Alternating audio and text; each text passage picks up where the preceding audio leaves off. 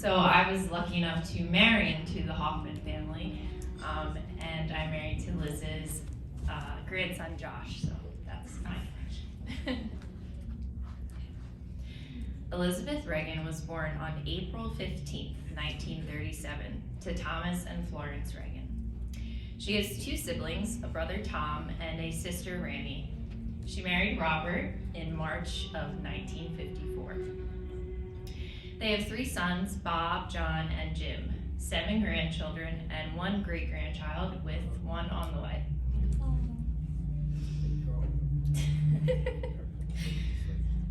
Bob and Liz moved to Port Norris and acquired the Lanning Funeral Home in 1966 and changed the name shortly thereafter. Although Liz did not grow up here, it took her no time at all to get involved in the community. Liz is the founder of the Historical Society. After the cemetery meetings, everyone would sit around and chat about old times. So Liz suggested that they start the Historical Society, and she invited people to come tell their stories.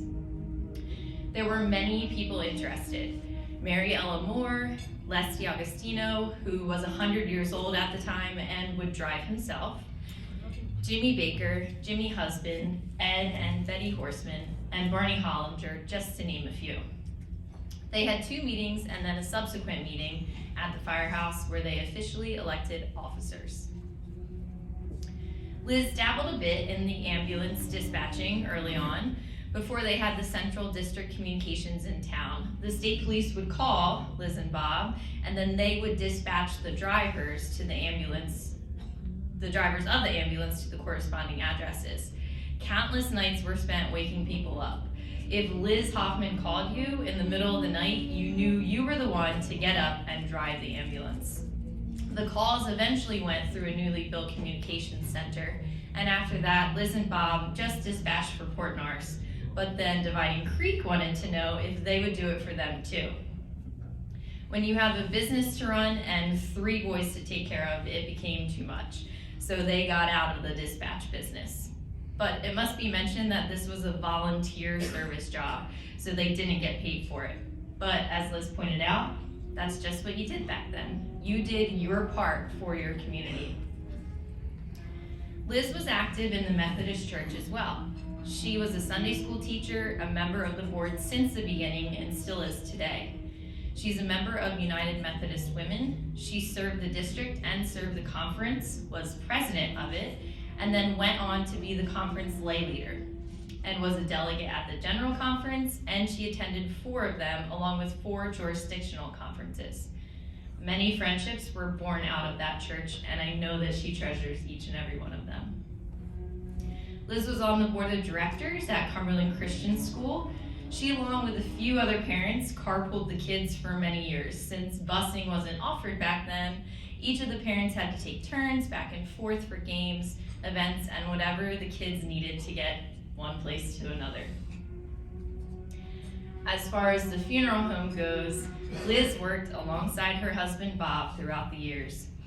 Many people would tell Liz how much they appreciated her being there. She played an important role at the funeral home and worked very hard to make people feel comforted. Although, as Liz pointed out, life at the funeral home did not come without its fair share of burdens. She was often a reminder of funerals to many people, and she was hesitant in joining the visiting committees at church, and even would think twice before sending a sympathy card and a get well card, or going to visit the sick in the nursing homes. After all, sick people don't really want to see the funeral director's wife. So she didn't want to offend anyone, but she wanted to make her presence known. And her community felt her there. And she tried to ease some of the grief and make it easier for the families. And of course, how can we not mention the firehouse?